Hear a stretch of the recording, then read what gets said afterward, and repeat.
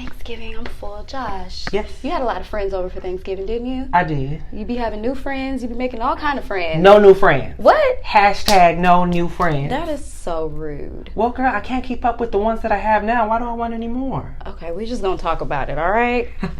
Watch this.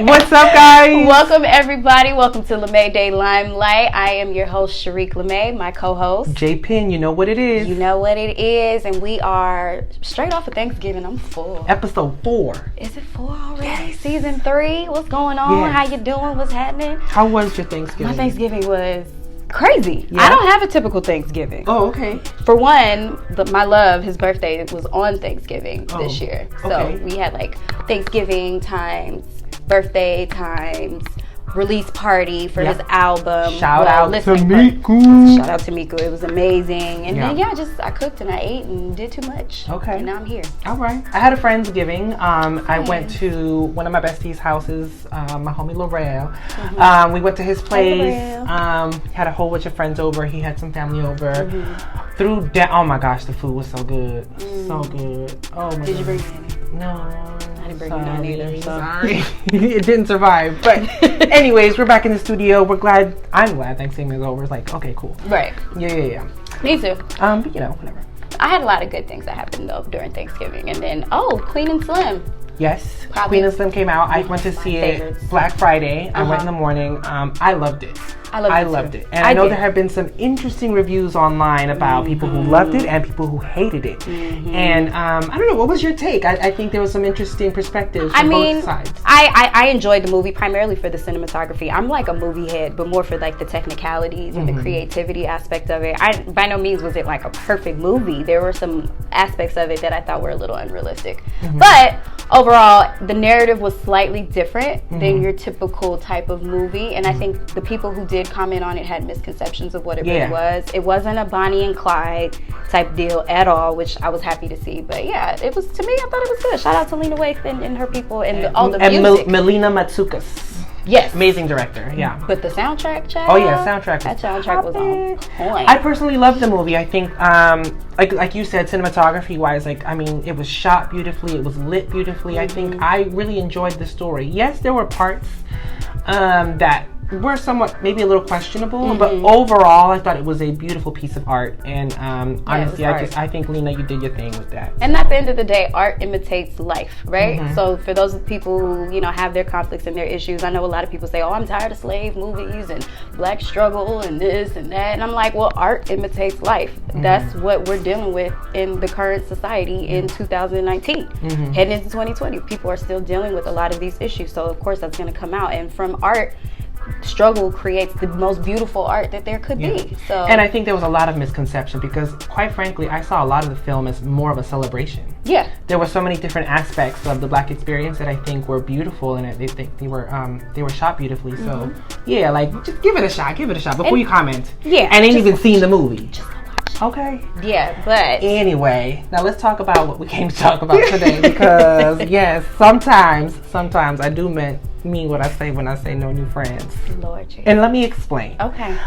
Because I used to remember hearing when that phrase started really popping out some years ago, and I'd be like, what? Why would you not want to make friends? Like, that makes no sense. Like, I love making friends and meeting people and this and that.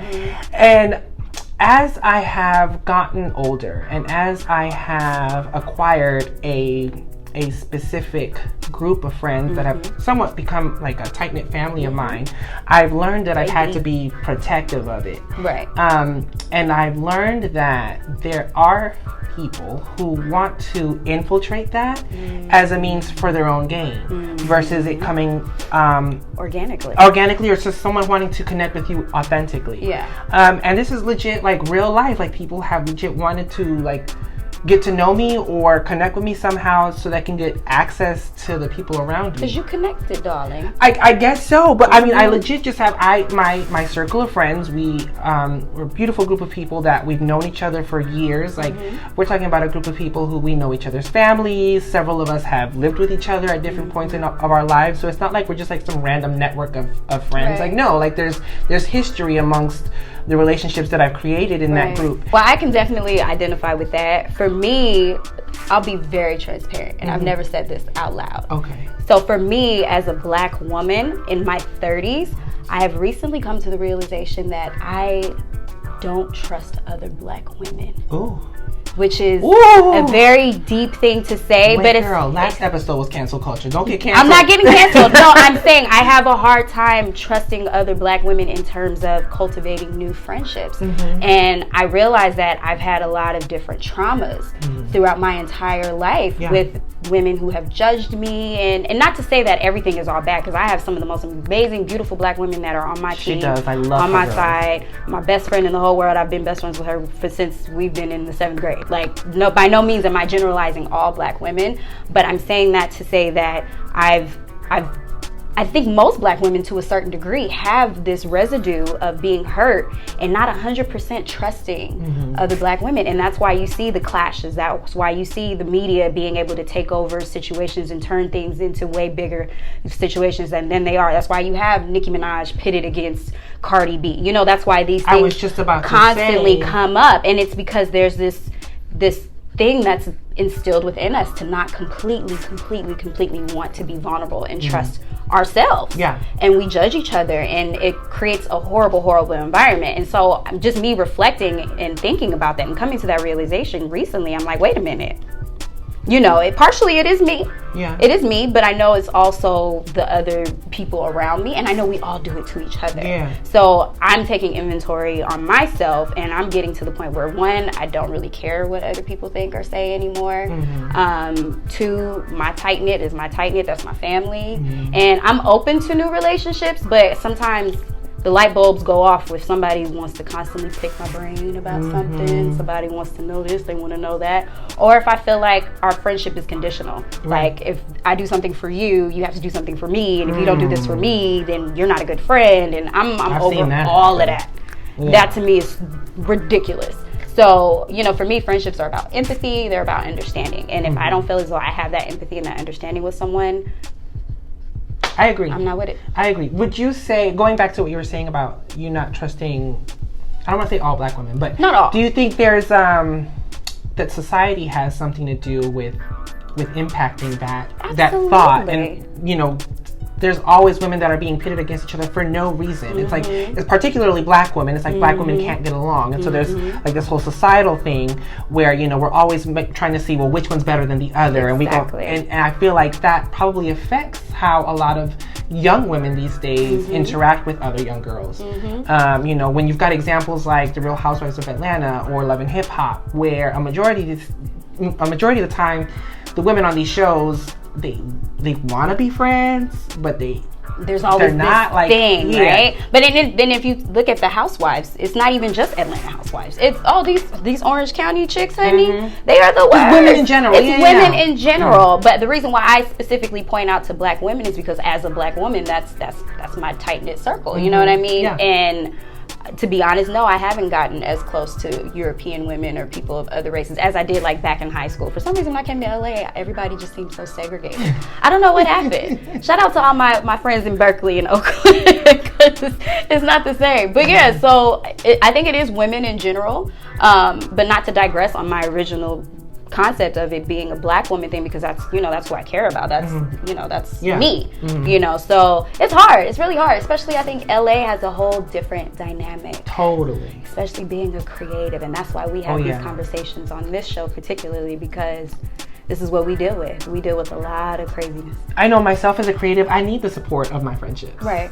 Going back to kind of what you just said, like my experience was opposite. Like back in New Orleans, my groups were very segregated versus when I got to LA, there was a lot more integration as far as like different cultures and race and stuff. And I managed to learn about that. And that's one thing I appreciate about my group of friends is that there's a little bit of everything. Yeah. And I've managed to like learn from them and get to take a peek into their experience and what life is like for them. And so I know that for me as a creative, that's something that's really inspiring. That's something that really like just kind of gives me perspective and makes me want to create conversations that help other people understand themselves. Or, you know, I always go back to identity and, you know, how people identify. And I think I learn a lot about identity through my friendships. Right. So as a creative, interpersonal relationships are important to me, but they're also sacred.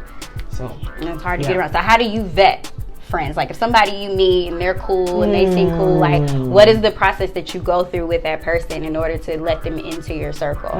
I think it has similar to what your example was. Like I'm not trying to hang out with people who only want something from me. Right. Or, you know, but if I can connect with somebody on like a joke or just something that's very non-transactional, I think that's kind of like the first step at me feeling like, oh, this is someone that I could open up to. This is someone that I could, you know, let my guard down with. And if we can connect on something mutually, and I think that can blossom into friendships. Right. So then on the other hand, so what if you do meet somebody and they're really dope and they're really connected and you do really want to connect with their connections? Right. Like what do?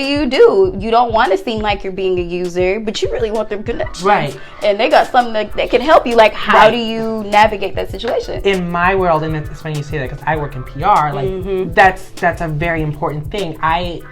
I feel like I've learned how to navigate those conversations without them becoming like feeling like so needy or so eager. Like I want it to seem authentic. And I also create the narrative that, hey, I might need your help with something, but I got you too. Like I feel like don't ask for something if you don't have something to offer as well. Boom. Right. So like if you need a resource, be a resource. That's kind of how. Or be honest and say, hey, you know, I really need help. Just say it. But when you're like beating around the bush and hey, how's your day? Oh, like just get to the point. By the way, I need your help with this. Right. Okay. Just get to the point. Like, hey, this is who I am. I really need help right now. I admire and I respect what you do. Is there any way that you can assist me? If it costs, let me know. And be willing to have that conversation. Sometimes people, look, in this industry, our time is our money. It is. It is our money. So if you're coming to me or you're coming to Josh and you're looking for some type of help and we ain't friends, don't try to be friends. Say, hey, this is what I need. I can compensate you in this way. Yeah. And that's what just be honest. Yeah. And I will respect you way, way more. And I will present opportunities to you if I see them fit. Absolutely. New friends are okay, but if it's really genuinely a friendship, let it be that and don't try to mix in ulterior motives with it. And then my last point is you have to be empathetic. Yes. I think that is what's missing a lot of the times when you are missing professionalism within creativity and friendships is empathy. I've been in situations where people were mad at me because I didn't show up to what they wanted me to show up for, but I had deep personal issues going on. And I try to not project that on other people and not be understanding of what it is that they're going through because I go through things, you go through things. I'm going to check in with you when I check in with you. I hope you good. So empathy, I think, is the biggest thing, and I think that's what causes a lot of miscommunication and dead friendships. I'm going to reference one of our episodes from last season about, you know, the homie discount or whatever. And there have been often times where, like, I'll do something for free, you know, in the scope of my work or experience for a friend because I just genuinely love. But there's been times where I've had to turn something down and be like, friend, I can't help you with this. I can't. Like, I really can't. I don't have the time to or the capacity to do this for free. And that's no shade. That's just, friend, that's just what it is at the moment. And so, you know, that's where another part of empathy has to come in. It's just kind of like, don't, you know, take it personal if I can't help you with that specific thing at that time. You know, it's just, I'm going through things or I'm just entirely too busy. I don't have the capacity to add that to my plate. AKA, it's not about you. It's not. It's really not. So don't take it personally. Yeah. We have a ton of different things going on and life experiences that we have to experience. And it ain't got nothing to do with you. So, yeah. But we cool though. We cool. But yeah, so yeah, friendships. How many of us have them? I project in 2020 that I will still have amazingly cultivated relationships and I will learn to trust more. As we close out this episode, we're just reminding everybody that the holidays are right around the corner. Well, it's December already.